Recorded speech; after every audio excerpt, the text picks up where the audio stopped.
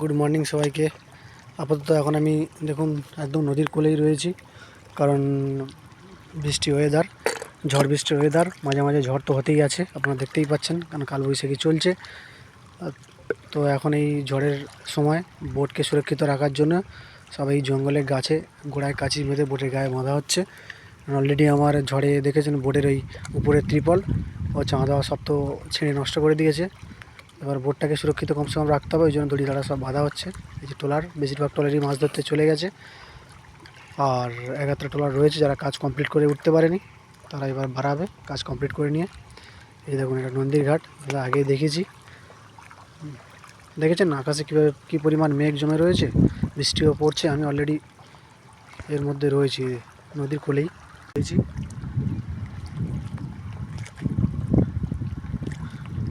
সবাই ভালো থাকবেন, সুস্থ থাকবেন, সাবধানে থাকবেন, কারণ এখন প্রচুরই আকাশে বিদ্যুৎ চমকাচ্ছে, মানে বজ্রাঘাতে মারা যাচ্ছে প্রচুর লোক।